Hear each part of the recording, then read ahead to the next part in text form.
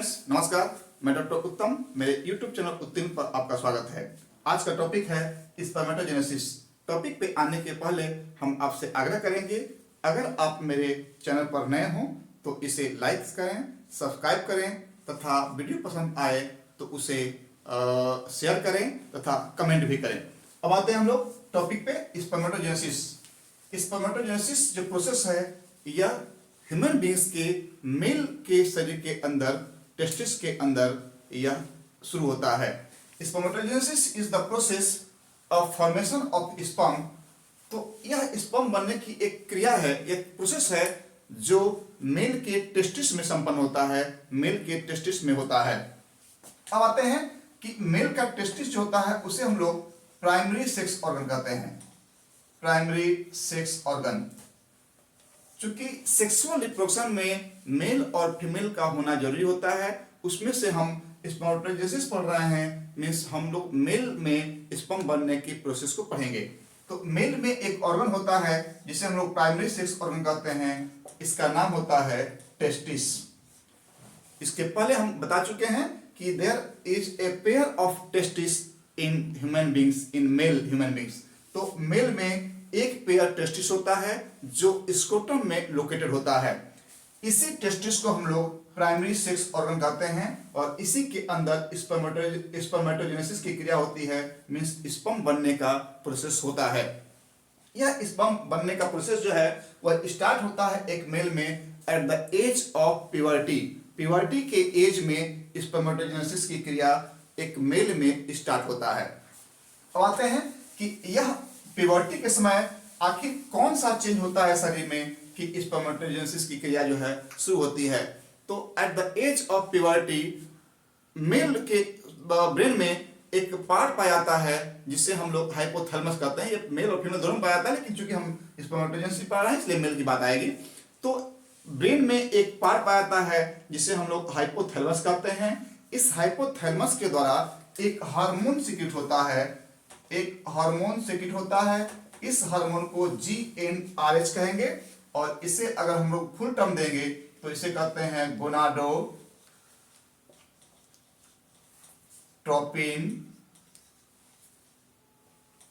Releasing hormone. Mail के brain में hypothalamus एक पार्ट पाया जाता है। उस हाइपोथैलेमस के द्वारा एक हार्मोन रिलीज होता है, उस हार्मोन को गोनाडोट्रोपिन रिलीजिंग हार्मोन कहते हैं। यह हार्मोन निकलने के बाद ब्रेन में ही एक और एंडोक्राइन ग्लैंड पाया जाता है जिसे हम लोग एंटेरियर पिट्यूटरी कहते हैं। उस एंटेरियर पिट्यूटरी को यह स्टिमुलेट करता है, it stimulates anterior pituitary, anterior pituitary gland. यह मेल के ब्रेन में ही पाए जाने वाले एंटेरियर पिट्यूटरी ग्लैंड को स्टिमुलेट करता है और उससे कहता है कि आप जो है स्पर्मेटोजेनेसिस की प्रोसेस में यूज आने वाले हार्मोन्स को सेक्रेट करो। तो यह कौन कौन सा हार्मोन सेक्रेट करता है? पहला एक हार्मोन है जिसे हम लोग LH कहते हैं, इसका फुल फॉर्म है ल्यूटिनाइजिंग हार्मोन, ल्यूटिनाइजिंग हार्मोन। और एक और हार्मोन निकलता है फॉलिकल स्टिमुलेटिंग हार्मोन, FSH। इसे कहते हैं हम लोग फॉलिकल स्टिमुलेटिंग हार्मोन। तो इस तरह से गोनाडोट्रोपिक रिलीजिंग हार्मोन जो हाइपोथैलेमस से सेक्रेट होता है वह हार्मोन स्टिमुलेट करता है एंटेरियर पिट्यूटरी ग्लैंड को, जिसके द्वारा स्टिमुलेशन के द्वारा ल्यूटिनाइजिंग हार्मोन एंटेरियर पिट्यूटरी द्वारा रिलीज होता है और एक और हार्मोन रिलीज होता है जिसे हम लोग फॉलिकल स्टिमुलेटिंग हार्मोन कहते हैं। यह दो तरह का हार्मोन एंटेरियर पिट्यूटरी ग्लैंड के द्वारा रिलीज होता है। ये दोनों हार्मोन जो हैं स्पर्मेटोजेनेसिस प्रोसेस में बहुत ही सहायक होते हैं। इनका काम क्या है बता देते हैं एक एक का। सबसे पहले हम लोग बोलते हैं ल्यूटिनाइजिंग हार्मोन का काम। सबसे पहले देखेंगे हम लोग ल्यूटिनाइजिंग हार्मोन का काम। ल्यूटिनाइजिंग हार्मोन यानी LH। ल्यूटिनाइजिंग हार्मोन जो होता है यह सेमिनिफरस ट्यूबुल, टेस्टिस के सेमिनिफरस ट्यूबुल्स में पाए जाने वाले लिडिक सेल्स को स्टिमुलेट करता है। Means LH stimulates Leydig cells to secrete testosterone. Means luteinising hormone जो एंटेरियर पिट्यूटरी ग्लैंड से निकलता है वह स्टिमुलेट करता है लिडिक सेल्स को, जो पाया जाता है सेमिनिफरस ट्यूबुल्स के इंटरस्टिशियल सेल में। बताए थे टेस्टिस के अंदर बहुत सारे सेमिनिफरस ट्यूबुल पाए जाते हैं और सेमिनिफरस ट्यूबुल्स के बीच में कुछ स्पेस होता है। इस स्पेस का नाम दिया गया था इंटरस्टिशियल स्पेस, और इसमें जो सेल्स पाए गए थे उनका नाम दिया गया था इंटरस्टिशियल सेल, और उसी को हम लोग लिडिक सेल्स भी कहते हैं। इस लिडिक सेल्स के द्वारा टेस्टोस्टेरोन, या इसी को हम लोग एंड्रोजन के नाम से भी जानते हैं, तो टेस्टोस्टेरोन और एंड्रोजन हार्मोन निकलता है, और यह हार्मोन स्पर्मेटोजेनेसिस प्रोसेस को जो है इनहेंस करता है, यानी स्टार्ट होने में सहायक होता है तथा उसके प्रोसेस को तेज करता है। तो लीडिंग सेल्स से जो हार्मोन निकलता है टेस्टोस्टेरोन हार्मोन, वह स्पर्मेटोजेनेसिस के प्रोसेस के लिए सहायक होता है। बताते हैं एक और हार्मोन था जिसका नाम था फॉलिकल स्टिमुलेटिंग हार्मोन, FSH। इसका शॉर्ट फॉर्म था FSH। यह क्या है? फॉलिकल, इसके नाम से समझ में आ रहा है कि follicle stimulating hormone means follicle बनने के लिए स्टिमुलेट करता है। यह किसको? तो यह स्टिमुलेट करता है सर्टोली सेल्स को। सर्टोली सेल्स, ये सेल्स कहां पाता है? इसके पहले बताए थे कि टेस्टिस के अंदर जो सेमिनिफरस ट्यूबुल्स होते हैं उसमें दो तरह के सेल्स पाए जाते हैं। कुछ सेल्स को हम लोग स्पर्मेटोगोनिया कहते हैं, और उनके बगल में जो सेल्स होते हैं उन्हें हम सर्टोली सेल्स कहते हैं। इन सर्टोली सेल्स को यह स्टिमुलेट करता है। यह चूंकि सर्टोली सेल्स स्टिमुलेट होता है तो इससे बहुत सारे न्यूट्रिएंट्स जो होते हैं वह स्पर्मेटोजेनेसिस को परफॉर्म करने में सहायक होते हैं। बहुत सारे फैक्टर्स जो हैं वो सर्टोली सेल्स में पाए जाते हैं जो स्पर्मेटोजेनेसिस प्रोसेस को परफॉर्म करने में सहायक होते हैं। तो इस तरह से टेस्टोस्टेरोन लिडिक सेल्स से और सर्टोली सेल्स जो होता है उसको फॉलिकल स्टिमुलेटिंग हार्मोन जो है उनमें बहुत सारे फैक्टर्स को स्टिमुलेट करता है ताकि स्पर्मेटोजेनेसिस की क्रिया जो है प्रोसेस जो है वह अच्छी तरह से बैलेंस रूप में चालू रहे। अब आते हैं इसके बाद, ये सभी स्टिमुलेटिंग हार्मोन्स जो हैं वह टेस्टिस के अंदर स्पर्मेटोजेनेसिस प्रोसेस को स्टार्ट होने में सहायक हो गए। और कैसे ये परफॉर्म करते हैं स्पर्मेटोजेनेसिस, अब ये देखेंगे। अब आते हैं, suppose this is the seminiferous tubule. यह जो है एक टेस्टिस के अंदर सेमिनिफरस ट्यूबुल है। इसमें जो बेसमेंट जो साइड का वॉल है इस पर कुछ सेल्स पाए जाते हैं। इस तरह से कुछ सेल्स पाए जाते हैं। इन्हीं सेल्स को हम लोग स्पर्मेटोगोनिया कहते हैं। स्पर्मेटोगोनिया, या ये सिंगुलर नंबर है, सॉरी ये प्लूरल नंबर है, इसके सिंगुलर नंबर को हम कहते हैं spermatogonium. Spermatogonium is the singular number, और इसी का प्लूरल नंबर जो होता है वह स्पर्मेटोगोनिया होता है। तो बहुत सारे सेल्स पाए गए। इन सभी सेल्स को हम लोग स्पर्मेटोगोनिया, या एक सेल को हम लोग स्पर्मेटोगोनियम कहेंगे। यह स्पर्मेटोगोनियम जो है इसी के बीच में कुछ सेल्स पाए जाते हैं, इन्हें कहते हैं सर्टोली सेल्स। यही जो है सर्टोली सेल्स हैं। सर्टोली सेल्स का जो काम है स्पर्मेटोजेनेसिस में, यह स्पर्मेटोगोनिया को न्यूट्रिशन देता है। मींस इसके अंदर जो सब्सटेंसेस होते हैं वो न्यूट्रिशियस होते हैं, और जो न्यूट्रिशन चाहिए स्पर्मेटोगोनिया को वह न्यूट्रिशन सर्टोली सेल्स के द्वारा ही प्राप्त होता है। इतना ही नहीं, प्रोटेक्शन, स्पर्मेटोगोनिया को प्रोटेक्शन भी यह सर्टोली सेल्स ही देता है। इसमें कुछ ऐसे एंजाइम्स होते हैं जो अगर कोई भी कोई भी बाहरी जो एंटीजन होते हैं अगर इसमें आकर के इफेक्ट डालते हैं तो यह इसमें जो कुछ एंजाइम्स होते हैं वो फाइगोसाइटोटिक नेचर होते हैं, वो उसको किल कर देते हैं। तो इस तरह से यह सर्टोरी सेल्स होता है वह इन्हें प्रोटेक्शन भी देता है तथा नरिशमेंट भी देता है, मीन्स न्यूट्रिशन भी देता है। अब आते हैं कि ये जो स्पर्मेटोगोनिया होता है, यह स्पर्मेटोगोनिया एक सेल डिवीजन के द्वारा, जिसे हम कहते हैं माइटोसिस सेल डिवीजन के द्वारा यह डिवाइड होता है और इस तरह से स्पर्मेटोगोनिया की संख्या बढ़ती है, यानी it increase the number of spermatogonia by the process of mitosis cell division. तो इस तरह से एक माइटोसिस सेल डिवीजन के द्वारा बहुत सारे स्पर्मेटोगोनिया बन जाता है। तो कुछ इतना सा बना हुआ है। अब आते हैं कि स्पर्मेटोगोनिया में जो क्रोमोसोम्स होते हैं इनकी संख्या जो है वह 46 होती है। इसको हम लोग एक और टर्म में नोट करते हैं 2n, मींस इसे हम लोग डिप्लॉयड करते हैं। डिप्लॉयड मींस होता है जोड़ा में। एक टर्म आता है बायोलॉजी में जिसे हम लोग डिप्लॉयड करते हैं और एक और टर्म होता है जिसे हम लोग हैप्लॉयड कहते हैं। तो हैप्लॉयड मींस होता है अकेले, हैप्लॉयड मींस होता है अकेले और डिप्लॉयड मींस होता है जोड़ा में। जब दो एक साथ होंगे तो इसे हम जोड़ा कहेंगे, मींस पेयर बोलेंगे, और जब ये अकेले बच जाएगा तो इसे हम हैप्लॉयड बोलते हैं, सिंगल बोलते हैं, ये सिंगल है। तो ये हो गया हैप्लॉयड और ये हो गया डिप्लॉयड। तो डिप्लॉयड को हम लोग 2n कहते हैं, हैप्लॉयड को हम लोग सिर्फ n से डिनोट करते हैं। तो इस तरह से जो स्पर्मेटोगोनिया जो सेल्स होता है उसमें क्रोमोसोम्स की संख्या जो है वह 46 होती है, यानी पेयर्स में होते हैं, डिप्लॉयड होते हैं। यह 46 को हम लोग अगर पेयर में कहेंगे तो 23 पेयर्स कह सकते हैं। कितना कह सकते हैं?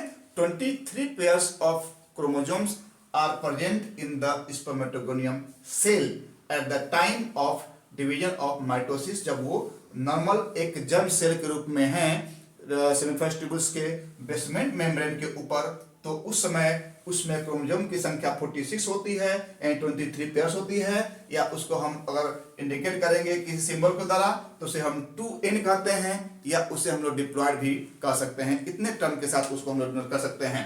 तो यह हो गया स्पर्मेटोगोनिया। अब देखेंगे हम लोग स्पर्मेटोगोनिया जो है, सपोज स्पर्मेटोगोनियम यह है एक सेल जिसे हम लोग स्पर्मेटोगोनियम कह दिए। दिस इज द स्पर्मेटोगोनियम और यह क्या है? 2n की स्थिति में है, मींस डिप्लॉयड है। इसमें एक सेल डिवीजन होगा और उस सेल डिवीजन से यह दो भाग में बढ़ गया, एक ये हो गया, एक ये हो गया। इस सेल डिवीजन को हम लोग कहते हैं माइटोसिस। सेमिनिफेरस ट्यूबुल्स में पाए जाने वाले जो बेसमेंट मेम्ब्रेन पर जो स्पर्मेटोगोनिया होते हैं, स्पर्मेटोगोनियम उसे कहते हैं सिंगुलर नंबर में। स्पर्मेटोगोनियम्स जो होते हैं उसमें माइटोसिस सेल डिवीजन होता है और उस सेल डिवीजन से दो तरह के फिर सेल बनेंगे और ये भी जो है वह 2n के नंबर में ही है, मीन्स ये डिप्लॉयड कंडीशन में है। इसमें से एक जो है वह नंबर इंक्रीज करने में सहायक हो गया और दूसरा जो होता है उसे हम लोग प्राइमरी स्पर्मेटोसाइट्स कहेंगे, प्राइमरी स्पर्मेटोसाइट्स। इस तरह से spermatogonium divided by mitosis cell divisions and form the primary spermatocyte. तो इस तरह से प्राइमरी स्पर्मेटोसाइट बन गया। अब आते हैं थोड़ा सा इस फिगर को हम लोग ब्रॉड करेंगे।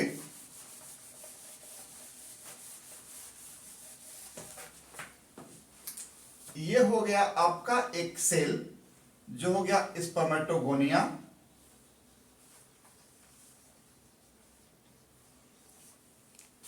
ये सेल माइटोसिस सेल डिवीजन के द्वारा दो सेल में डिवाइड हो गया। इसमें से एक सेल, सपोज ये जो है दोनों 2n की स्थिति में है, 2n मींस डिप्लॉयड, इसमें से एक सेल जो है स्पर्मेटोगोनिया के नंबर को इंक्रीज करने में सहायक होता है, और एक सेल जो होता है वह बनता है स्पर्मेटोसाइट, स्पर्मेटोसाइट्स। यह प्राइमरी कहलाएगा, मींस यह बना है प्राइमरी स्पर्मेटोसाइट। प्राइमरी स्पर्मेटोसाइट जो होता है इसमें एक दूसरा तरह का सेल विजन होता है, उसे कहते हैं हम लोग meiosis cell division. Meiosis cell division, meiosis one. Meiosis का दो पार्ट जो है, उस दो पार्ट में मियोसिस कंप्लीट होता है, एक मियोसिस वन और एक होता है मियोसिस टू। तो यह होगा मियोसिस वन सेल डिवीजन। इसके द्वारा यह प्राइमरी स्पर्मेटोसाइट जो है वह दो सेल्स बनाता है, और दोनों को हम लोग क्या कहते हैं, secondary spermatocyte. Secondary spermatocytes. This is the primary spermatocyte और this is the secondary spermatocyte. चूंकि मियोसिस फर्स्ट सेल डिवीजन है, यह जो है रिडक्शनल डिवीजन है। क्या है? रिडक्शनल मींस यहां जो 2n की संख्या में क्रोमोसोम हुआ करते थे, मींस डिप्लॉयड होते थे, यहां पर जो क्रोमोसोम हैं वह n की संख्या में होते हैं, मींस यहां हैप्लॉयड होंगे। क्या होंगे? हैप्लॉयड। ये जो सेल है यह हैप्लॉयड सेल है, मींस इसमें क्रोमोसोम की संख्या यहाँ की तुलना में इसमें क्रोमोसोम की संख्या 46 था, मींस 23 पेयर्स था, यहाँ पर आधा हो गया, माने 23 हो जाएगा। इसमें क्रोमोसोम की संख्या 23 इन नंबर, यहाँ 23 पेयर्स में था और यहाँ 23 इन नंबर हो जाएगा, मींस इन की संख्या में, हैप्लॉयड संख्या में, मींस क्रोमोसोम की संख्या उसके तुलना में, मींस स्पर्मेटोगोनिया की तुलना में आधा हो गया। तो यह हो गया सेकेंडरी स्पर्मेटोसाइट्स। कितने बन गए? दो। प्राइमरी स्पर्मेटोसाइट से मियोसिस वन सेल डिवीजन के द्वारा एक सेल के द्वारा दो सेल में बट गया। दोनों सेल्स को हम लोग सेकेंडरी स्पर्मेटोसाइट्स कहेंगे। यह सेकेंडरी स्पर्मेटोसाइट चूंकि मियोसिस फर्स्ट सेल डिवीजन के द्वारा बना है, इसलिए इसमें क्रोमोसोम की संख्या जो है वह आधा हो जाता है, मींस हैप्लॉयड हो जाता है। अब आते हैं यह स्पर्मेटोसाइट्स, सेकेंडरी स्पर्मेटोसाइट्स, फिर से सेल डिवीजन होगा इसमें सेल डिवीजन होगा मियोसिस टू, मियोसिस टू, यहां भी होगा मियोसिस टू, और इस तरह से एक से दो और दो से चार, ये दो से मिलकर के चार सेल्स बन गए। यह जो हो गया प्राइमरी स्पर्मेटोसाइट्स। उसके बाद ये जो बना इसे हम लोग कह दिए सेकेंडरी स्पर्मेटोसाइट्स, और सेकेंडरी स्पर्मेटोसाइट से मियोसिस टू के द्वारा जो सेल्स बना है इसे हम लोग कहते हैं स्पर्मेटिड्स, स्पर्मेटिड्स। ये चार जो सेल्स बन गए हैं ये हैं स्पर्मेटिड्स, मींस ये भी जो है हैप्लॉयड हैं, इनका भी क्रोमोसोम की संख्या जो है वह n है, मींस इसमें भी क्रोमोसोम जो हैं वो आधे हो गए हैं। अब आते हैं फिर से एक बार देखेंगे, सेमिफेरस ट्यूबुल्स के जो बेसमेंट सेल्स में सेल वाल होता है, उस सेल मेम्ब्रेन में जो सबसे ऊपर की तरफ जो सेल्स होते हैं उन्हें हम लोग स्पर्मेटोगोनिया कहते हैं, या सिंगुलर नंबर में उसे हम लोग स्पर्मेटोगोनियम कहते हैं। स्पर्मेटोगोनियम में माइटोसिस सेल डिवीजन के द्वारा डिवाइड होकर के दो सेल बनता है, जिसमें क्रोमोसोम की संख्या डबल मींस 23 पेयर्स होता है, यानी नंबर में 46 होता है, उसे हम लोग डिप्लॉयड कहते हैं। तो इसमें से एक सेल जो है वह प्राइमरी स्पर्मेटोसाइट बनेगा। वह प्राइमरी स्पर्मेटोसाइट्स जो होते हैं उनमें क्रोमोसोम की संख्या वह 46 होती है, यानी 23 पेयर्स होती है। Primary spermatocytes meiosis first cell division के द्वारा डिवाइड होकर के दो सेल में डिवाइड हो जाते हैं, उसमें से दोनों सेल्स को हम लोग सेकेंडरी स्पर्मेटोसाइट्स कहते हैं। और चूंकि meiosis first cell division reductional cell division है, इसीलिए यहाँ पर क्रोमोसोम की संख्या घट के आधा हो जाता है, वह होता है 23 इन नंबर, या इसे हम लोग n कहते हैं, या अगर इंग्लिश टर्म देंगे तो इसे हम लोग हैप्लॉयड कहते हैं। अब आते हैं उसके बाद इसे ये दो सेल्स हैं इसे हम लोग सेकेंडरी स्पर्मेटोसाइट्स कहते हैं। सेकेंडरी स्पर्मेटोसाइट्स दो की संख्या में है, ये दोनों में मियोसिस सेकेंड सेल डिवीजन होता है और मियोसिस सेकेंड सेल डिवीजन के द्वारा यह दोनों सेल जो होते हैं 4 की संख्या में सेल बनाते हैं। 1 से 2 बन गया और फिर 1 से 2 बन गया, टोटल 4 सेल्स बनता है। यह भी सेल हैप्लॉइड होता है। इसमें क्रोमोसोम की संख्या प्राइमरी स्पर्मेटोसाइट से आधा होता है, इसलिए इसे हम लोग हैप्लॉइड कहेंगे। तो इस तरह से जो ये सेल बना है haploid after the meiosis second cell division by the secondary spermatocytes, that cells are those cells are known as spermatids। ये जो लास्ट सेल बन गए हैं मियोसिस सेकेंड होने के बाद सेकेंडरी स्पर्मेटोसाइट से, तो उन्हें हम लोग स्पर्मेटिड्स कहते हैं। और इस स्पर्मेटिड्स के बनने के बाद अब आते हैं क्या बने, सेकेंडरी स्पर्मेटोसाइट्स के द्वारा स्पर्मेटिड्स बन गए। तो स्पर्मेटिड्स कितने बने, 4 स्पर्मेटिड्स बने हैं, माने एक सेकेंडरी स्पर्मेटोसाइट से 2 और दूसरे सेकेंडरी स्पर्मेटोसाइट से 2, इस तरह से 4 स्पर्मेटिड्स बन गए हैं टोटल। ये क्या है, स्पर्मेटिड्स। स्पर्मेटिड्स अब आते हैं कि ये जो स्पर्मेटिड्स हैं यह हैप्लॉइड की संख्या में है, यानी इसमें क्रोमोसोम जो है वह आधा है, मीन्स 23 इन नंबर। अब ये स्पर्मेटिड्स जो होते हैं ये ट्रांसफॉर्म हो जाते हैं किसमें, these spermatids transformed into sperm, या इसी को हम लोग कहेंगे spermatozoa. Spermatozoa by the process of spermiogenesis। Spermiogenesis यानी स्पर्मियोजेनेसिस प्रोसेस के द्वारा यह स्पर्मेटिड्स स्पर्मेटोजोआ और स्पर्म में ट्रांसफॉर्म हो जाते हैं। अब आते हैं कि ये स्पर्मेटोजेनेसिस की जो क्रिया हुई, इसमें सबसे इंपॉर्टेंट चीज क्या है कि यह स्पर्मेटोगोनिया का जो सेल था, जो डिप्लॉयड था, वह हैप्लॉयड हो गया। स्पर्म में जो सेल्स होते हैं वो हैप्लॉयड में होते हैं, यानी उनमें n की संख्या में 23 1 नंबर में स्पर्म में जो है क्रोमोसोम पाए जाते हैं। और जब ये स्पर्म किसी ओवम से, उसमें भी जो है हैप्लॉयड नंबर क्रोमोसोम होते हैं, जब फर्टिलाइज होता है तो वहां पर फिर जाकर के वहां डिप्लॉयड की संख्या में जो है जाइगोट में डिप्लॉयड नंबर में हो जाते हैं क्रोमोसोम। तो यह जो स्पर्म बना यह सेमिफेरस ट्यूबुल था। फिर से आते हैं, इसमें ये जो सेल्स थे इसे हम लोग स्पर्मेटोगोनियम कहते थे या स्पर्मेटोगोनिया कहते थे। ध्यान से देखिएगा, इसमें कुछ क्वेश्चन आएगा। ये हो गया स्पर्मेटोगोनिया। इस स्पर्मेटोगोनिया के द्वारा जो है 2 सेल्स बने, इसमें से ये हो गया प्राइमरी स्पर्मेटोसाइट। इस प्राइमरी स्पर्मेटोसाइट में मियोसिस फर्स्ट सेल डिवीजन हुआ, इससे 2 स्पर्मेटोसाइट बन गए। यह स्पर्मेटोसाइट जो है यह सेकेंडरी स्पर्मेटोसाइट है। यह जो था प्राइमरी स्पर्मेटोसाइट था, यह जो है सेकेंडरी स्पर्मेटोसाइट है। और चूंकि मियोसिस फर्स्ट हुआ, इसमें क्रोमोसोम की संख्या n हो गया, इसमें क्रोमोसोम की संख्या 2n था, ध्यान दीजिएगा। और उसके बाद ये जो है फिर मियोसिस सेकेंड हुआ, इसके 4 और फिर इसके 2 और इसके 2, टोटल 4 स्पर्मेटिड्स बन गए। एक क्रोनोलॉजी है ये। क्रोनोलॉजी इसलिए हम यहां समझा रहे हैं कि इसमें से जो होता है यह हो गया प्राइमरी स्पर्मेटोसाइट।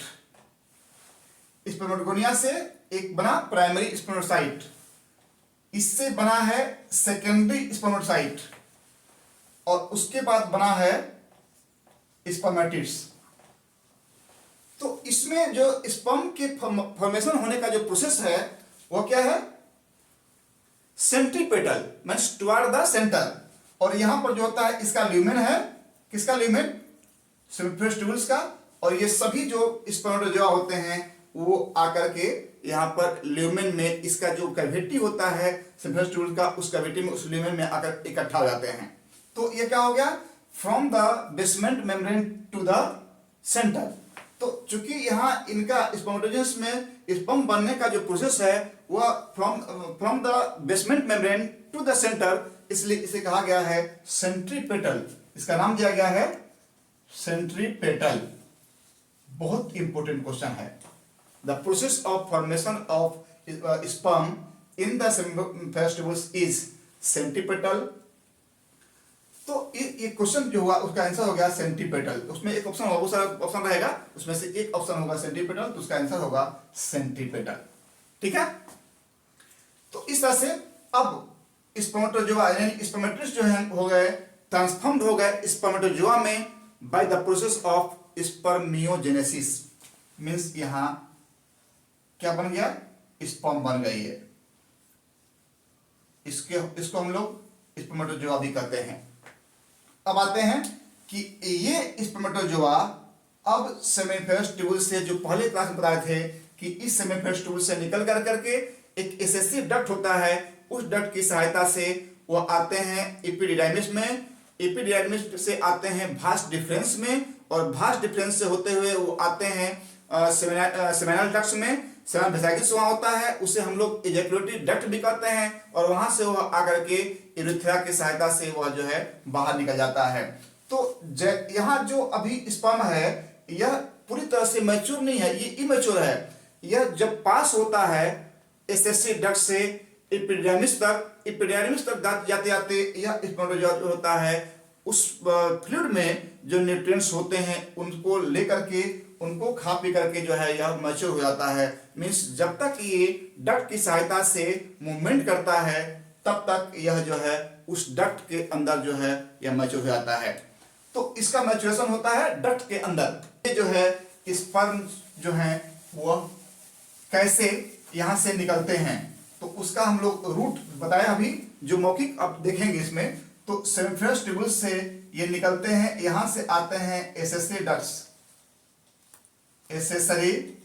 डक्ट्स की सहायता से ये निकलते हैं, फिर वहां से आते हैं, ये आएंगे एपिडिडाइमिस, फिर वहां से आते हैं भास डिफरेंस, उसके बाद फिर वहां से आते हैं सेमाइनल वेसिकल्स,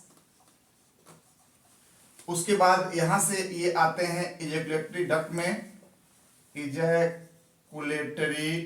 में, और यहां से यूरेथ्रा के मीटर्स के द्वारा जो है वो बाहर निकल जाते हैं। तो इसमें यहां पर जो सेमाइनल वेसिकल्स है, यहीं पर एक ग्लैंड होता है, उससे हम लोग कहते हैं प्रोस्टेट ग्लैंड। तो सेमाइनल वेसिकल्स में कुछ फ्लूइड निकलता है जिसे हम लोग सेमाइनल फ्लूइड कहते हैं। प्रोस्टेट ग्लैंड से भी कुछ फ्लूइड निकलता है जिसे हम लोग प्रोस्टेट फ्लूइड कहते हैं। इसमें फ्रुक्टोज पाया जाता है, वह फ्रुक्टोज जो है यह स्पर्मेटोजोआ उस फ्रुक्टोज उस न्यूट्रिएंट्स को लेकर करके यह जो है मैच्योर हो जाता है, और उसके बाद यहाँ से इजैकुलेटरी डक्ट के द्वारा यूरेथ्रा में आता है और इस तरह से जो है बाहर निकल आता है। इसके बाद हम लोग नेक्स्ट क्लास में नेक्स्ट टॉपिक पर आएंगे। तब तक के लिए धन्यवाद। अगर ये वीडियो अच्छा लगा हो तो इसे आप लाइक, सब्सक्राइब, शेयर तथा इस पर कमेंट भी करें। धन्यवाद।